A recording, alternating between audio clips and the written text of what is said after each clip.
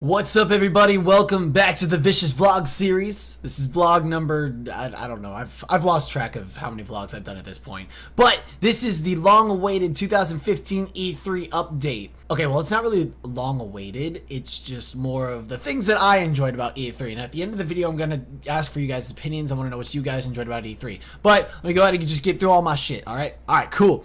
Alright, so the first thing I want to cover from E3, Kingdom Hearts 3. Kingdom Hearts 3. Kingdom Hearts fucking 3. Kingdom Hearts 3. Holy fucking shit. If you guys have not seen the brand new gameplay trailer on YouTube for Kingdom Hearts 3, you need to go check that out right now. I sat there, I watched it, and I cried. I'm a big time fan of Kingdom Hearts. One of the best video game series I've ever played in my entire life. It's beautiful, it's fantastic, has a great story. It's so sad. There's so many other games that kind of convolute everything, make it more complex than it needs to be, but what the fuck ever. I don't care. It's Kingdom fucking Hearts. And nobody ever would have thought that a Disney game like that could be that good, but it just is. I watched this trailer and it was the best, like, 2 minutes and 30 seconds of my life. Just the best. It was fan-fucking-tastic. Oh, man. Oh, God. And speaking of Square Enix and Kingdom Hearts 3, do you guys hear about that remake of Final Fantasy VII? Yeah, that's right. Final Fantasy VII. One of the best Final Fantasy games and most popular Final Fantasy games to ever hit this earth. Back on the PlayStation 1. I'm talking when Cloud was just a polygon. Dude had like a fucking triangle for his hair, alright? It was fucking weird. But they're remastering it completely and remaking it for PS4 and hopefully, fingers crossed, Xbox and PC. So I've personally never ever played Final Fantasy, but I had a bunch of friends. Well, okay, no, I take that back. I never played Final Fantasy VII or many of the other Final Fantasy games. You guys saw me play Type 0, 15, which is gonna be fucking great too. But I had a lot of friends that were big on the Final Fantasy series, and Final Fantasy VII was one that a buddy of mine, Chris, would always talk about. He absolutely loved it. And so he got me into gaming on a PSP at the time. This was back when I was in like 7th grade, okay? And one of the games that I played was Final Fantasy VII Crisis Core, which takes place before Final Fantasy VII, where you play as Zack. And then, you know, later down the road, you see why Sephiroth goes evil. You hear the story of Genesis, and you see how Zack and Cloud meet up. So that story itself was beautiful too. A lot of people shit on that game, but I think it was beautiful. It made me fucking cry at the end. It was sad. That's one of the most depressing fucking endings to a game I've ever seen in my entire life. It was sad, okay? Sad. But I digress. I'm really excited. When that drops, when that happens, I will be there. I'll be playing it. I'll be covering it. Even if I have to go out and buy a PS4 just for you guys and for myself, I'm gonna go do that because I want to play that. Now, on a less happy note, I'm going to move into some of the shit that pissed me off from E3. Some of the announcements that Xbox made. So, one of the new things that Xbox decided to do, after 2 fucking years and me getting my console day one, they finally decide that they're going to increase the hard drive from 500 gigs to a terabyte. Like, standard on any Xbox One from now on. Okay. And then, they put fucking backwards compatibility for 360 after I'd sold basically all of my Xbox 360 games. I still have my 360, but I have like 1 or 2 physical games and a few kind of okay digital games. Microsoft, what the fuck? Are you serious? 2 years. 2 years later. That could have been done day one. Now look, okay? Okay. I loved Xbox One day one. Don't get me wrong. Xbox One is going a long way. It's doing great. But honestly, this is something that should have happened from day one because a lot of people were upset that nothing was backwards compatibility. So everything in your game library was basically going away.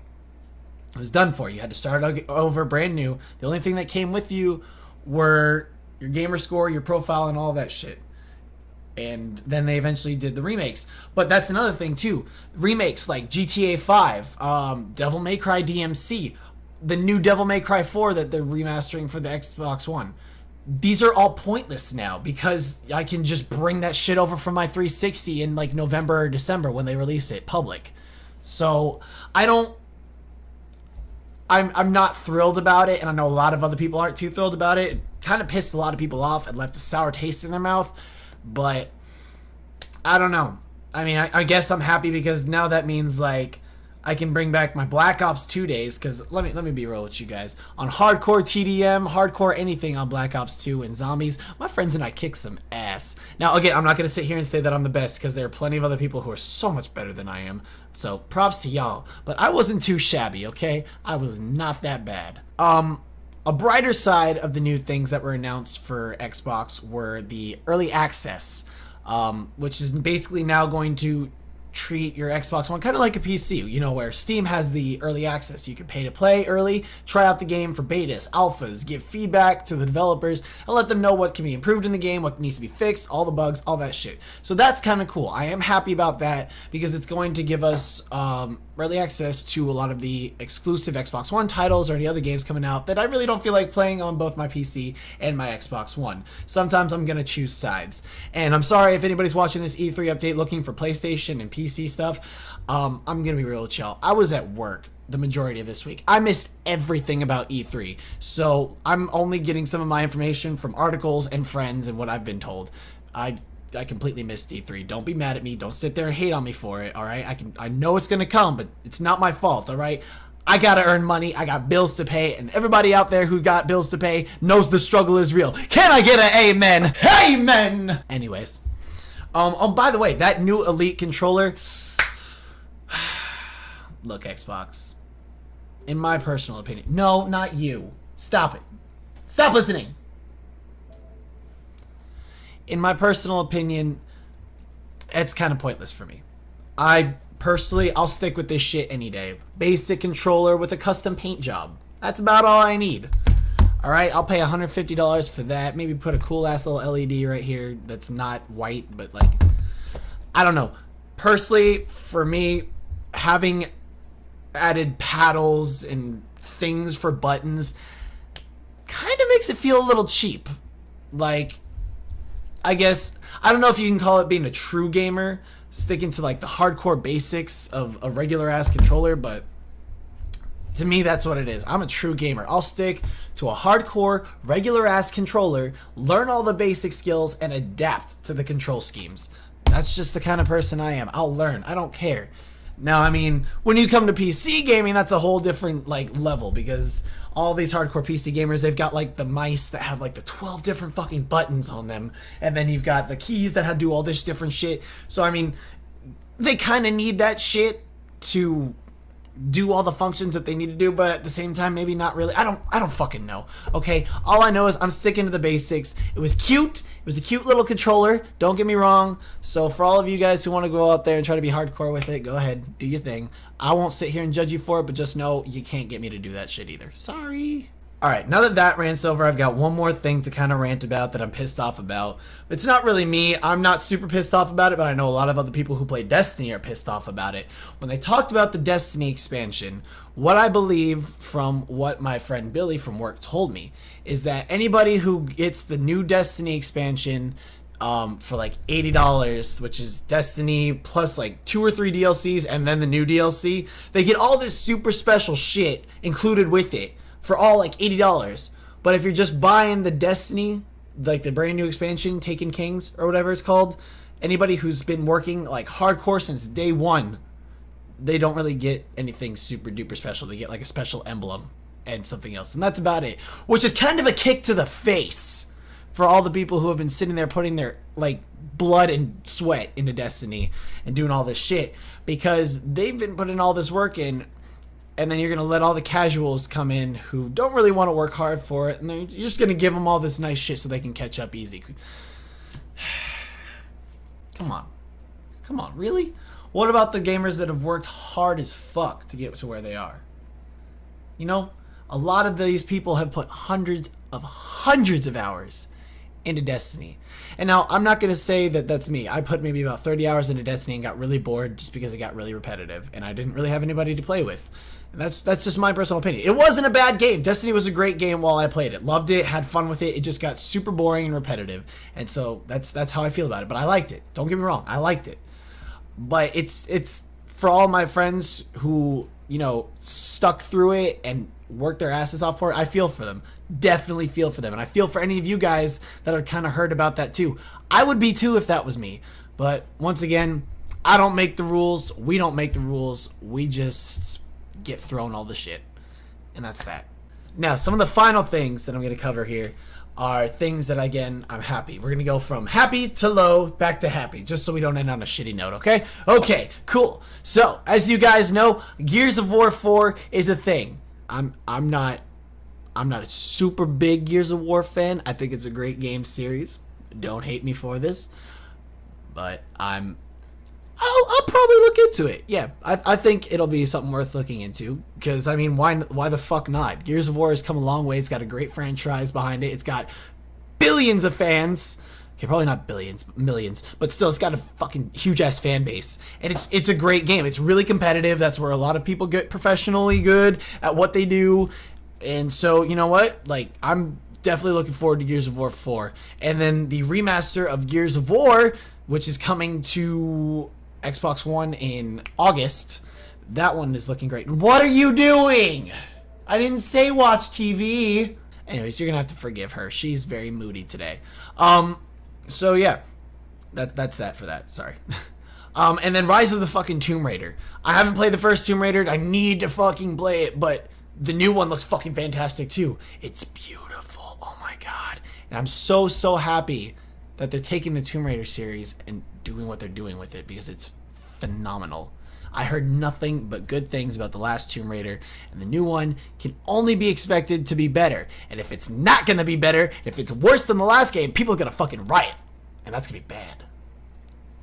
And then finally, at least from what I'm looking forward to the most, that I'm going to dish out so much money and be broke for, Rock Band 4 has finally got a release date. October 6th, 2015. Now I'm going to give you all a little backstory about Jared, okay? I'm sorry that this vlog series is running really long. I apologize deeply, but I just want to give everybody an update and hear back from everybody. Back when Jared was in middle school, he started off with Guitar Hero, okay? Jared had no friends in middle school. So I spent a lot of my time practicing Guitar Hero, playing, getting good at it, going from easy to medium to hard to expert. Then I got Rock Band, and I was like, you know, fuck Rock Band guitar. I'm going to play the drums. So I spent all of my time after school and on the weekends going from easy to medium to hard to expert. And then they added all the song libraries. So I moved from my PlayStation 2 into the Xbox 360 Rock Band, where I bought the bundle, got all the instruments for that, and then I could download my favorite songs. And the song library was all like fucking awesome, because they had Attack Attack, Asking Alexandria, All Time Low, Mayday Parade, The Word Alive, all of my favorite bands, well, most of my favorite bands on there. They even had Creed. Like, don't bash Creed, alright? Creed is not that bad. But just being able to play these things again, finally, after so long on the drums, which is something I excelled at. I was really good at the drums, and I'm so happy because I wanted Rock Band to come back. I wanted it so badly. The music gaming genre was by far one of the best ideas to ever hit any type of console or system whatsoever. It is so fun. It's a great way to spend time with your friends, your family, anything. And yeah, it can be competitive, and I'm a musician, okay? So I play guitar. I've been playing guitar for 14 years. I've been singing for a long time too. And not going to say that every musician that plays an instrument is instantly going to be good at Rock Band, because I know quite a few musicians who suck at like the music gaming. Like, they're terrible at it. But that's just them. I'm able to multitask between being good at both. And I'm so happy, guys. Like, literally the day I found out that it was going to be released, I went to GameStop, put down the $50 for the $250 bundle that includes the mic, guitar, the drum, and the game. And then as a bonus, you get an extra 30 songs added to it. And if that's not the kicker, everything that you guys purchase from the 360 and the downloadable music marketplace is already going to be there for you guys to re-download again onto your Xbox One with the other 1,500 songs of the library. And then that library is going to expand even more. Rock Band is not dead. The music gaming genre is not dead. Guitar Hero, I'm not sure how I feel about Guitar Hero Live. If you guys haven't seen it, look it up for yourselves. They're changing up the control style of the controller again, and they're doing some weird shit. Not sure how that's going to go, but only time can tell. So, there you have it. So I want to thank you guys very much for sticking through this vlog video series with me. Please tell me what you guys are excited for from E3. Tell me what your top list of games is, like your top 5 list. Tell me the things that you guys were disappointed. Tell me if you guys were sad that you didn't see certain things. Like for me, I was expecting to see more on Quantum Break, Scalebound, 2 games that I'm really looking forward to that were announced like very first E3 when Xbox One came out. So if you guys don't know about those games, go look them up. They seem like really, really great, cool concepts, but they didn't say anything about them at this E3, so I was kind of disappointed about that. But let me know what you guys are looking forward to, what you're excited for, disappointed in. Thank you guys so much for watching. Make sure you give this video a thumbs up. Make sure you guys hit that subscribe button if you haven't already. Share this video with your friends, and as always, make sure you guys stay vicious.